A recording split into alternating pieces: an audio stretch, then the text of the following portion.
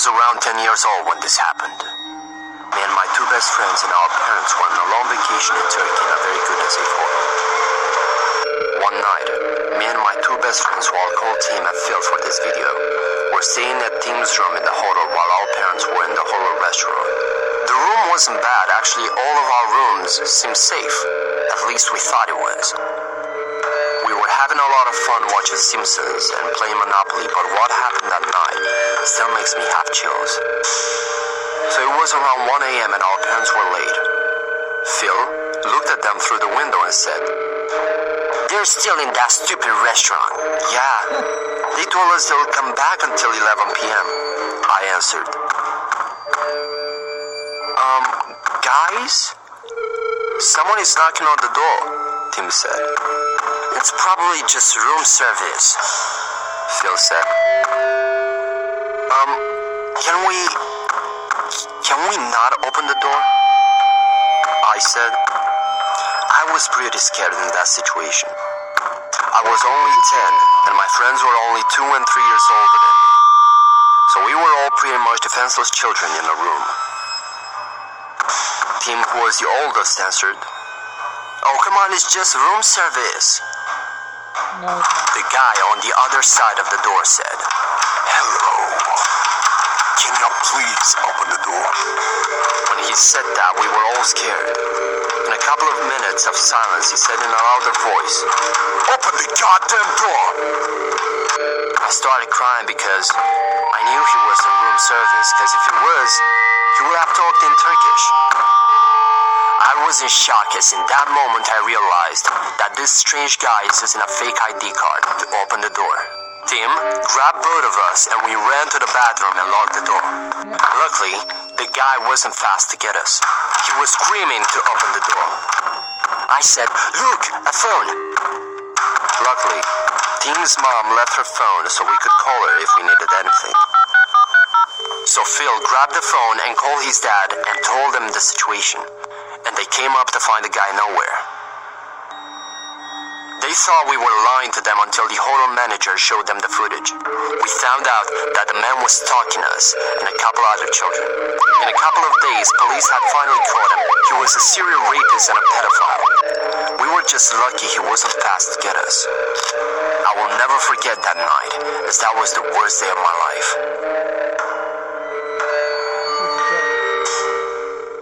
Nobody open the door, kids. Open the door.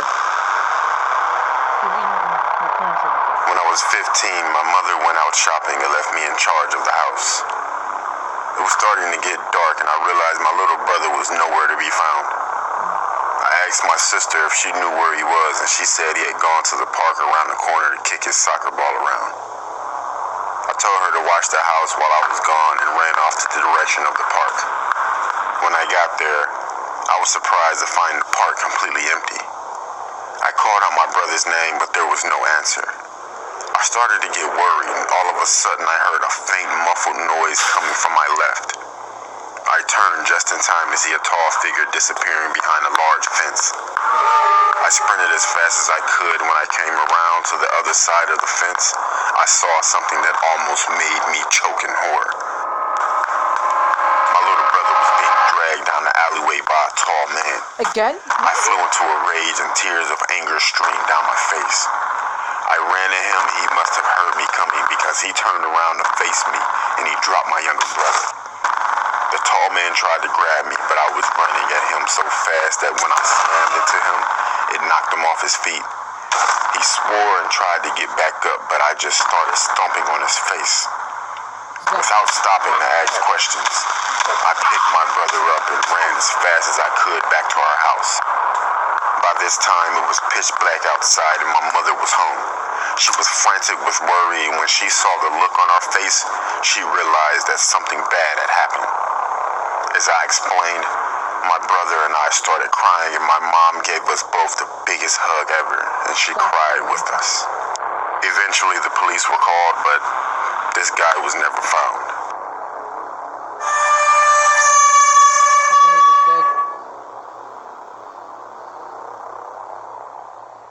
Him again with the face again. This story takes place when I was a junior high school student. one morning during summer vacation. After my father went to work, my mother and I decided to visit my maternal grandmother, who lived in a rural area. Since my grandmother's house was located in the countryside, getting there required making a left turn, then driving for 5 minutes through a narrow, one-car-wide, unpaved road.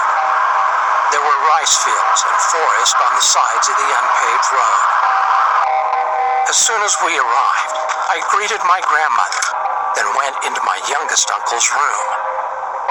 I used to like visiting my grandmother's house because my uncle was a huge gaming fan, and his computer was much better than mine at home.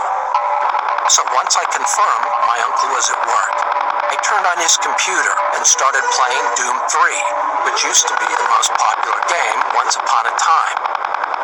After playing the game for about an hour or two, my uncle returned from work. Upon his arrival, my grandmother asked him to take her grocery shopping, since my mother, my aunt, and I were visiting her house. So at about 7 p.m., they all drove to town to do some grocery shopping. I was super excited and waved goodbye to them. Since I think it is unnecessary to explain why I was excited, I'll just leave it. After enjoying about 90 minutes of free time, my uncle called. He said he was about to turn left on the road, but one of the front wheels was punctured, and asked me to bring him a new tire which was in the storage shed. As I said before, after making that left turn, it took about 5 minutes to drive through a narrow, unpaved single-lane road to see my grandmother's house, but it took about 20 to 30 minutes on foot. Now that I think about it, it was quite scary to walk on that road, especially at night. It had no streetlights and was surrounded by rice fields and forest. It was almost 9 p.m., and that area got quite dark at about 8 because it was in the country. So to be honest, I was really scared, but not wanting anyone to know I was a coward, I decided to go. I grabbed the tire, left the house, and started walking along the unpaved road. I could see my uncle shining his car's headlights toward me. That said, he was still quite far away from me, and the headlights looked like 2 big yellow dots. I was a bit relieved knowing my uncle and family were on the other end of this road, but the night was dark, which deepened my fear. You know, when you walk in the darkness, your eyes adjust, and you start to see unclear shapes. I felt like I could see someone standing in the rice field, and someone sitting down, resting his chin on his hands, and looking at me through the bushes. I broke out in a cold sweat, and held my legs to keep them from shaking. It felt scarier than being alone on a pitch-dark night, and because of the fear and the delusion I had created, I remember feeling really dizzy. After walking for about 20 minutes, I looked towards my uncle's car and realized I was nearly there. Feeling happier, I rolled the tire faster. I rushed to hand over the tire to him as soon as possible, but saw something in front of me. I wasn't sure what it was, because it was still a bit away from me, but it was something dark. Suddenly, I felt strange and slowed down. Since I wanted to determine what it was while still having some distance, I strained my head and neck trying to look carefully, but it was too dark. Although I was scared, I started to walk again, thinking, nothing is going to happen because I have my uncle and family about 300 meters away. But when I got closer to it, I stopped because it became clearly visible. There was an old woman squatting with her mouth open, looking at the rice fields. I could only see the side of her face, but my whole body shivered because her blank facial expression with her mouth open was now clearly visible in the darkness. Without realizing it, I walked really close to the old woman. For reasons I don't understand, walking by without saying anything seemed even scarier, so I started talking to her. With a frightened voice I asked, "Excuse me, what are you doing here at night?" But she did not respond and kept looking at the rice field. On the verge of crying, I shouted, "Excuse me!" She then looked at me, and I felt my heart tightening. Even though it was dark, I could clearly see she had permed white hair, and I could only see the white parts of her eyes. The scariest thing were the huge wrinkles and stains covering her face and her wide-open mouth. I felt strange, like I was going crazy while looking at her. I had eye contact, but was looking down while she was looking up at me. After a few moments of eye contact, she turned her body toward me. Oh my gosh, I thought she was sitting down, but realized she had no lower body. She only had a torso and head which was supported from the ground with 2 arms. A flood of thoughts crossed my mind, but I remember thinking, there is Satan right in front of me. I felt like she was going to run into me with her 2 arms if I didn't move, so I grabbed the tire in my arms and sprinted with my eyes closed tightly. Without remembering how long I'd been running, I suddenly felt relieved. It was the next morning, and I was in my grandmother's room. When I asked my mother what happened, she said she was waiting for me in the car and saw me sprinting with my head down, holding the tire in my arms, and suddenly fell off the road, causing my family to come out of the car in shock. After listening to my mother, I told her and my other family members what I went through. Thinking I had suffered a heat stroke, that evening my grandmother made me chicken soup. My uncle told me to stop playing horror games and wouldn't let me play Doom 3 anymore. From then on, I could only play a Star Wars racing game while staying at my grandmother's house.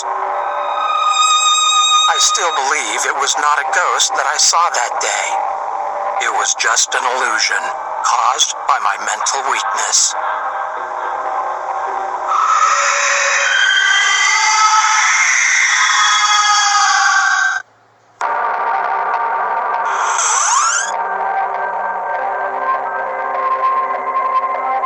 About 10 years ago, my 3-year-old son and I moved to a house from our apartment. It was a very old building, and the inside of the house always seemed to be just a little darker and just a little colder than it should have been. Not long after we moved in, a friend of mine came to visit. The whole time we were sitting and talking, she seemed very uncomfortable. When I looked at her face, I noticed that something in the other room had caught her attention. Her eyes grew wide, and she said, "I have to go." I asked her what was wrong, but she refused to tell me. Her odd reaction was freaking me out, so I kept after her. On her way out the door, she finally blurted out, "This house is haunted." But she wouldn't tell me what it was, or what made her think so.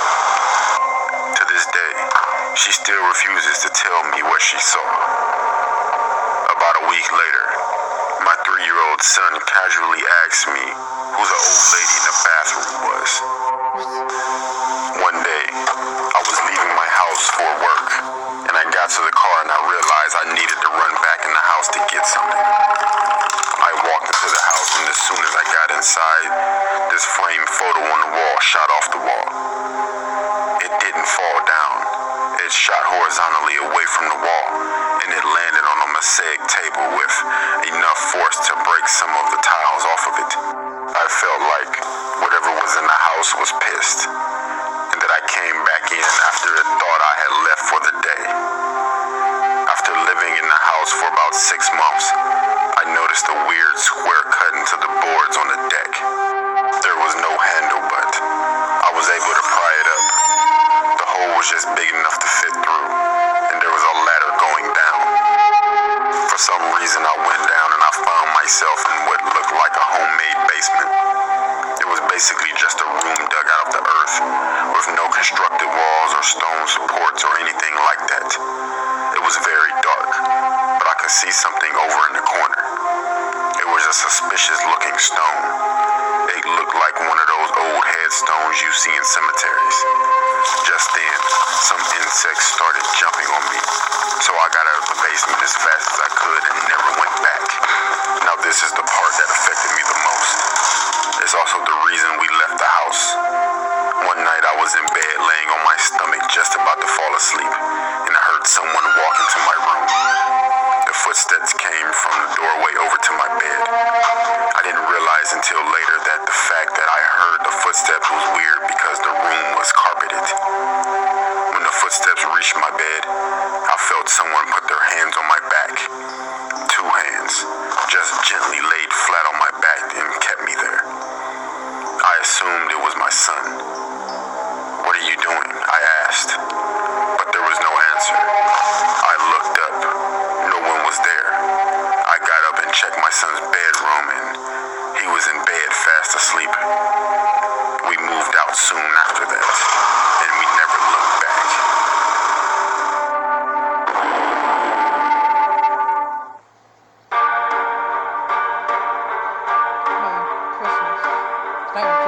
It was the night of Christmas Eve, and I decided to take a walk while the snow was coming down.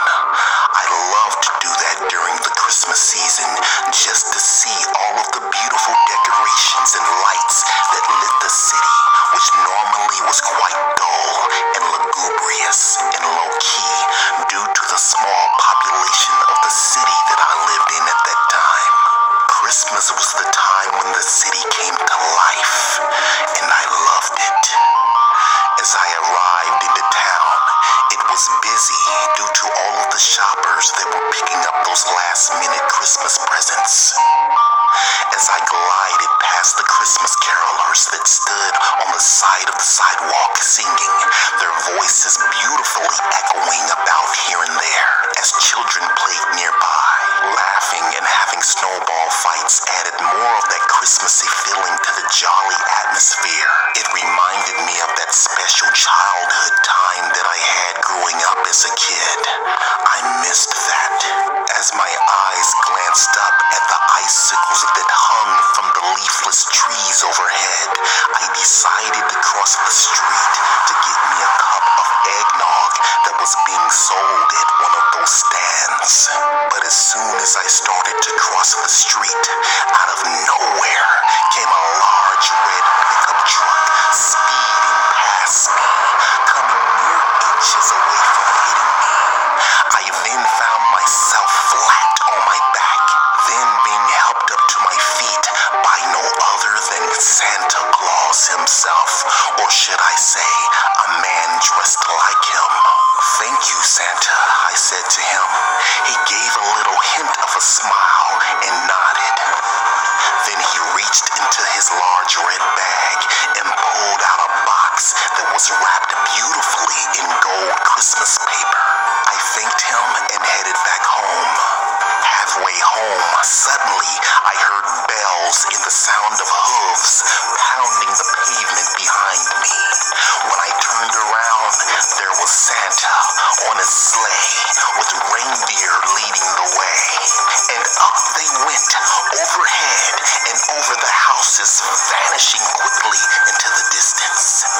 I must have been a little shooken up from my fall and was hallucinating. Santa Claus? Flying reindeer? When I finally arrived home, I tossed the present under the Christmas tree and headed off to bed. Christmas morning had arrived, and I was excited to see the contents of the gift that Santa had given me. I ripped open the gift as if I were a 5-year-old child again, but all that was inside was a piece of paper, some sort of certificate. When I read it, the look of horror displayed on my face. It was a death certificate that was dated the night prior, and it had my name on it. I dropped the box as my eyes shifted toward the mirror that hung above my fireplace. There was no reflection of me, not even a shadow. I was dead. I had been struck by that truck last night and didn't even know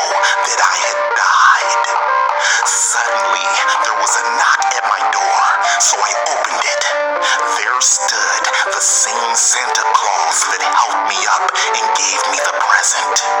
Is this some sort of sick joke and a magical illusion? I yelled in anger at him. His mouth finally opened as his baritone and raspy voice told me that I had to come with him. He then removed his Santa suit, revealing his true identity, the Grim Reaper.